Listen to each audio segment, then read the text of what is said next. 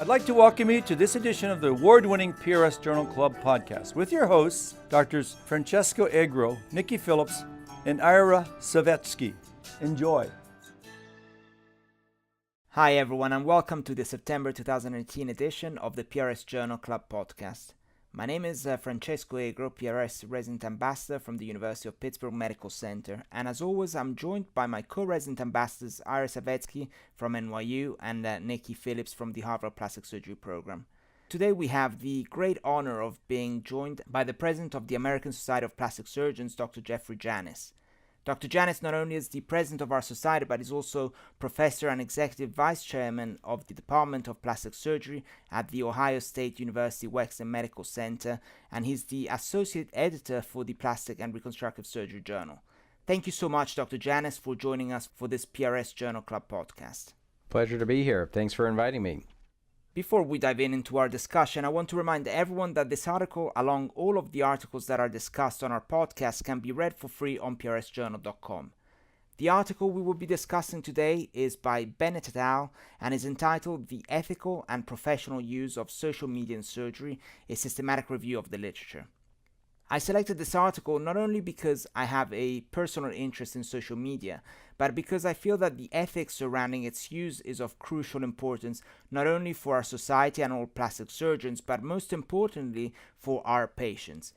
And I say this as a strong advocate for the educational applications of social media like patient education, or used as a platform for online journal clubs like ours, used for advocacy and career development, or used for research purposes. And of course, social media use has been extended toward marketing and branding purposes for plastic surgeons. The latter, however, has been abused on many occasions, and for this reason, the ethics of social media use has come to play once again. And the authors with their study hypothesized that while general platitudes for use exist in the literature, guidelines articulating the boundaries of professional use are non-specific. So the authors conduct a systematic review searching keywords for social media and professionalism concepts in the Medline, Embase, and Cochrane databases, and manually went through the 3 highest impact plastic surgery journals. 37 articles were identified in the literature or written between 2010 and 2017, of which 10 in the urology literature, 8 in the general surgery literature, 6 in plastic surgery, 3 in orthopedic surgery, and 1 in vascular surgery. Key ethical themes emerged across specialties, although practical recommendations for professional social media behavior were notably absent.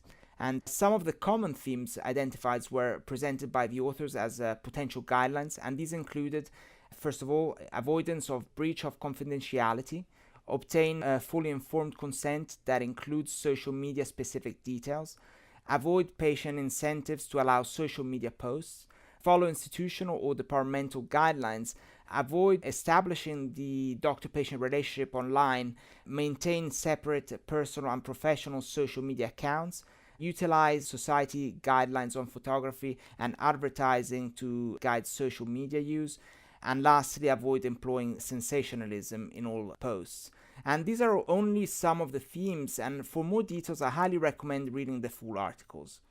The ethics surrounding professional use of social media is such an important issue, and I agree with the authors that residents should be educated because it is becoming a more important part of our career each day.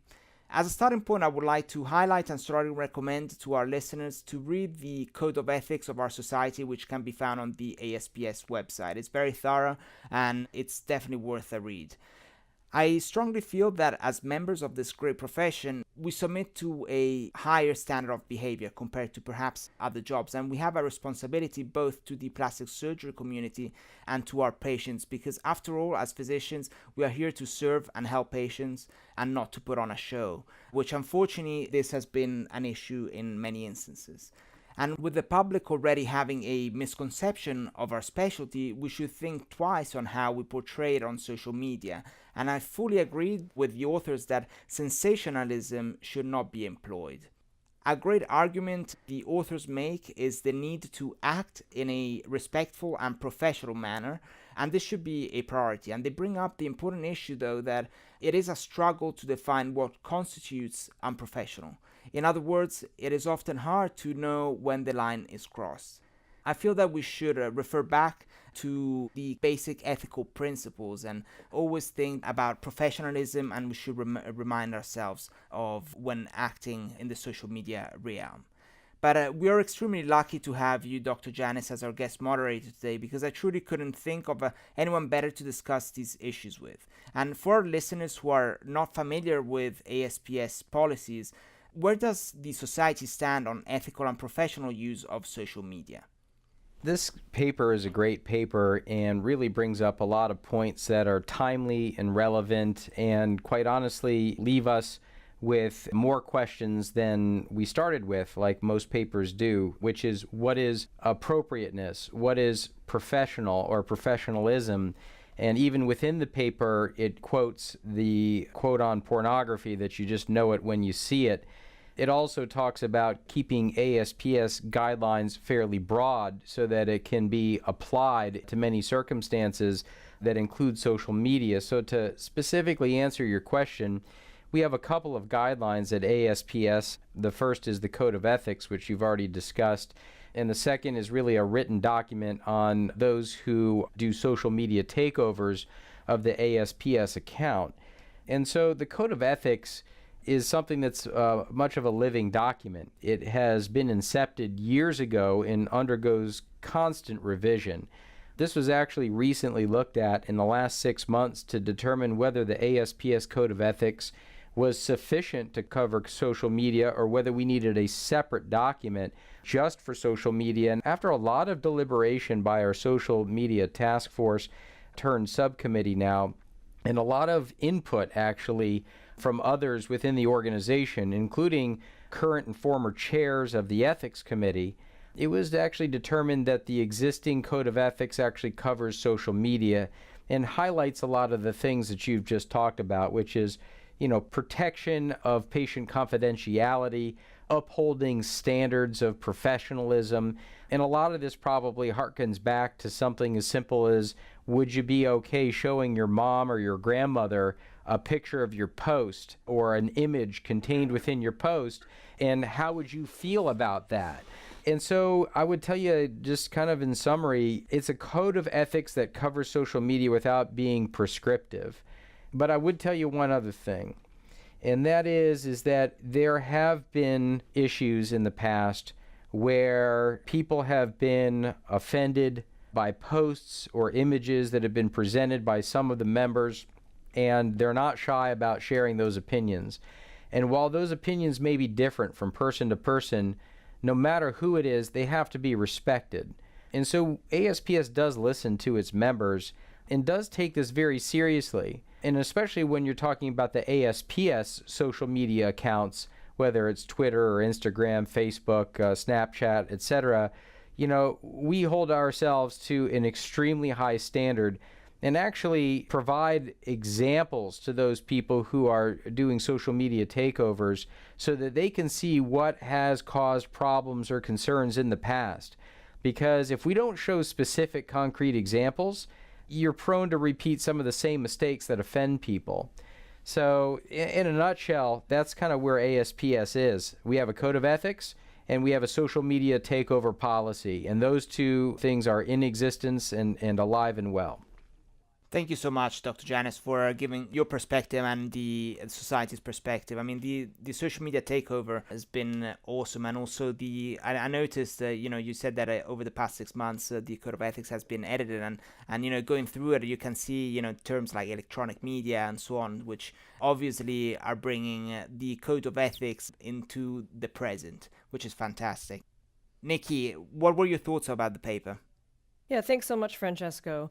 I mean, as you alluded to, in our role as resident ambassadors for the journal, we're obviously paying a lot of attention to social media, and it's certainly something that I've been thinking a lot about as I'm getting ready to start my professional career. Dr. Janis, one of the things I've noticed when we've been having a lot of sessions about social media at our meetings, and I just feel like it's such a popular topic for us to all be discussing right now. Yet I feel like we're almost doing it within a closed loop of people who are very concerned about it, and potentially our outliers are outside of the conversation. So I'm wondering how we can bring all parties to the table and what sort of really effective ways we can employ to police those outliers and sort of help the reputation of plastic surgeons as a whole to maintain, its professionalism?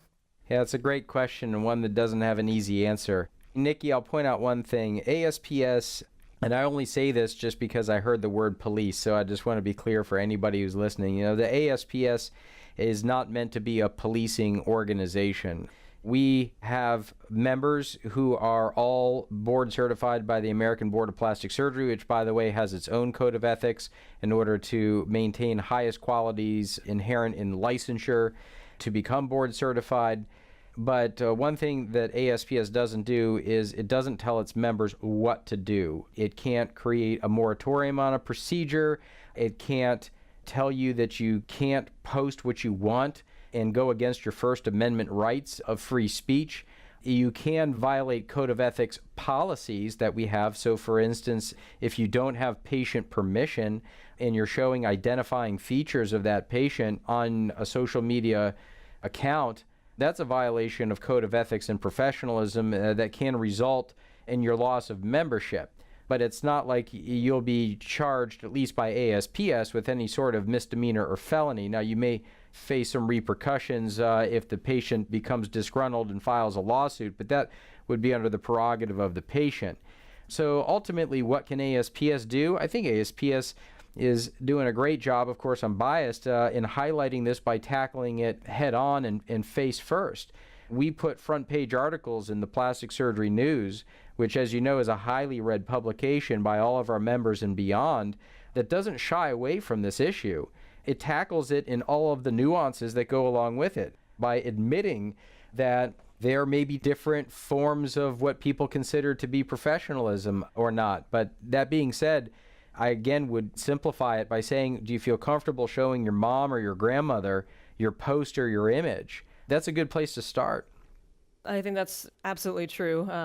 Generally speaking, sometimes the simplest things are the most effective. And so I really appreciate the clarification about sort of the role of the ASPS and what we can do moving forward. Ira, what were your thoughts on the paper? Thank you, Nikki. I agree with everything that was discussed so far. Some really great points. I thought this was a really good article, again, highlighting the important points with regards to social media. Social media right now, there's Instagram, there's Snapchat, that's kind of what's hot right now. And this will obviously continue to evolve, and it's important for us as a specialty to continue to evolve along with it. As the article points out, that most of the plastic surgery content on social media is not disseminated from plastic surgeons, so there is a need for us as a specialty to post credible and evidence-based information and to figure out a way to compete online with whoever is out there while also maintaining ethical and professional behavior. I'm curious to hear your thoughts, Dr. Janis, about how you think residents and young plastic surgeons who are not board certified but are board eligible, how should we be sort of on social media? Obviously, we need to uphold to the standards of ASPS, but should we sort of take it almost tread more carefully? And I guess I would like to get your opinion, not only as the president of ASPS, but also your opinion as the vice chairman of a department at Ohio State University. I think that this definitely should be taught in training. I think that we have a formal curriculum like any residency training program has, that in large part has been crafted, through the years and refined by the Plastic Surgery RRC, a component of the ACGME. Then, of course, when you take your boards, you've got the backbone of a curriculum that you'll ultimately be tested on, and more, both in residency and in your certification process, there are questions, even on in-service exams, about professionalism and ethics. It is a core competency, and so we must be paying attention to this. As a matter of fact, there's a recent survey that's not yet been published that relates to ethics. It was a survey done of program directors across the country with a very high response rate, and saying that all programs basically feel like ethics is important to teach, but most of them feel like they're doing an inadequate job in teaching it, and would love to have not only common resources, but maybe even more of a structured curriculum. So on the ASPS PSEN network, the resident education curriculum, the REC, we do have modules on professionalism that residents in training can use. But it's really got to be taught at that grassroots level. And social media has to be a part of that. But again, my sense is that imagine if you're studying for your boards, which obviously everybody's interested in doing, you know that your advertisements have to be submitted, and therefore people do take a very conservative approach to what they claim and what they say. The real question is what happens after you pass your boards. In some cases, I think that's where the wheels might come off the wagon for some people, and that's where posts get to be, I'll just call it fringe. But if everybody kind of adopted that same kind of more conservative strategy, I think that the specialty as a whole would benefit, because then we would be seen in a different light. You pointed out earlier, and the paper points out too, that there can be public perception or misperception of social media, and so ultimately we have to be responsible for what we post. And we all know that whatever we post can come back years later as norms change, as expectations change, as even codes of ethics change. So just be careful what you post now, because 10 years from now, somebody's going to find it, and just keep that in mind. Ira here, those are some really, really great points. I think it is interesting because there's definitely significant variability across programs as to how we're sort of educated with regard to social media. There aren't really any great guidelines that I've sort of heard from, at least from my department. I think part of it is a lot of professors may not necessarily be so familiar with social media, and I think it's one of those areas people often avoid because they just don't feel so comfortable with it. But I do agree that I think there should be a sort of more concrete teaching within our curriculum. But that's just the point, and I'm glad you brought that up. There's going to be a spectrum of faculty experience and comfort in anything that is taught in plastic surgery. I haven't done a cleft lip since probably residency, but I'm in an academic program, and one of the requirements is you have to learn how to do a cleft lip. So you do have to find faculty who have the ability to teach, but there are other avenues to provide that education. That's why the PSEN REC that I talked about earlier actually provides those resources. You could be anybody with any experience level and use that as a fundamental backbone for your curriculum. You could pull out a module on professionalism or ethics, and you can teach it because it's been basically wrapped up with a bow and given to you as a faculty. In some cases, you may not be aware that there are some questions that are on the PSEN REC that are available to faculty only. They're called study guides, and they were actually provided in large part by Dr. Ed Luce from Memphis, Tennessee, who happens to be the chairman when I was a medical student when he was at Case Western. And he provided those faculty study guides expressly for that purpose, so that if you want to ask a question about some topic that you're basically unfamiliar with, you still have the resources to do it. So just so you know, that's out there from ASPS. That's great. Thank you so much. The other thing that I wonder is whether there's also perhaps a generational gap, because I feel that social media has really increased over the past decade or so. So perhaps whenever the younger attendings who might be more prominent in the social media world, perhaps when they become professors or the senior teachers, the social media teaching within residency will become a common practice. I don't know. What do you think about that?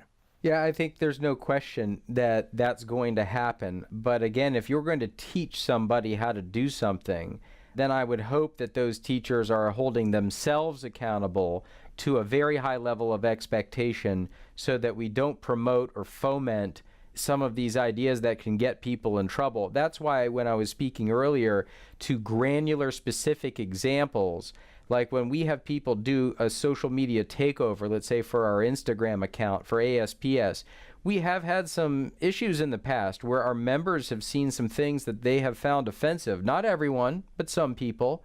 And so if we can do screenshots and provide those to those people who we give the keys to the account to in the future and say, listen, just hold yourself to that same high level of expectation, and here's some examples of what didn't go over well, that will help that teacher, that will help that professor, that will help that person who's doing the Instagram takeover, let's say. And I think those are the types of examples you need if that's going to be taught in residency training. You may not know what it is to say that it's professional, but you certainly know when it's not.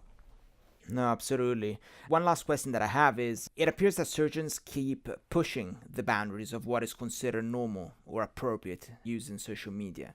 And, SPS, you mentioned that SPS is not really there to police. The question is there an organization that can have an impact on perhaps a reduction in poor use of social media as a physician, not just as a surgeon, but as a physician? And are we in need of a social media specific code of ethics, or we should just refer to the general code of ethics? Yeah, I'll start with the last. Again, we've looked at this, and at least the position of ASPS right now is to use the updated revised code of ethics, which does cover social media, or at least it's felt that it does. Now, that may change in the future, but for right now, that's deemed to be sufficient.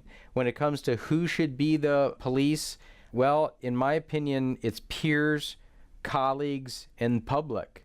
If you post something up there for everyone in the world to see, family, friends, or strangers for that matter, there's going to be feedback on a social media account. And oftentimes public opinion can help guide what is offensive. But at the end of the day, again, if you're talking about an individual patient, you absolutely must respect the privacy and confidentiality of that patient. And if you don't have express written consent to use that patient's image, likeness of that image, or any identifying features, then the police in that case will be the police.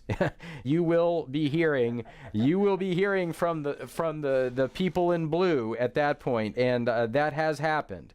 So for any of the listeners out there that think that it can't happen to them, just give me a call. There's a list. That has happened. Alrighty, well, I would have another billion questions, but I think I would like to thank you all so much for a truly thrilling discussion, and I really enjoyed today's podcast. And I think with that, we'll have to end our discussion of this article. Let me interrupt for one quick thing. Whenever I do journal clubs, I boil, and people may not like it, but I'm not asking their opinion about it either. I boil papers down into two categories: keep it or trash it. And there's no in between. So let me ask the three of you, and you guys, I know we're out of time, but I just want to hear from you. After reading this paper on social media, systematic review, you tell me, and we'll start with Francesco, then Ira, then Nikki. I just want to know, you want to keep it or are you going to trash it? Is this an article that you're going to put in your files because you are going to reference it, use it in your clinical practice? This is something you found personally valuable to you or your practice of plastic surgery, or you're going to trash it?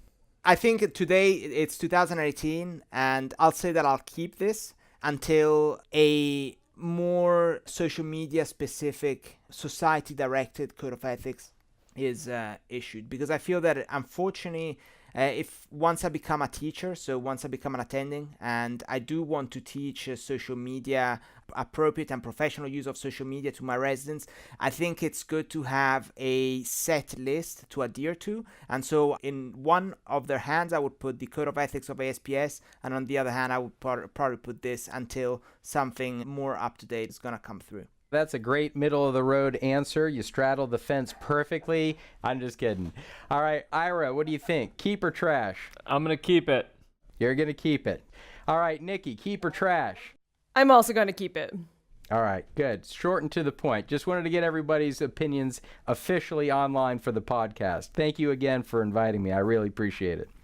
Thank you, Dr. Janis, and thanks to our listeners for joining us. If you like this podcast, please feel free to share with your friends and rate us in the iTunes store. Also, remember to tune in to the other two articles we'll be discussing on this month's podcast. And finally, please join us this month for our monthly journal club on Facebook, where we'll be able to interact directly with this month's selected articles' authors. And go ahead and like the Plastic and Reconstructive Surgery Facebook page if you have not yet done so already.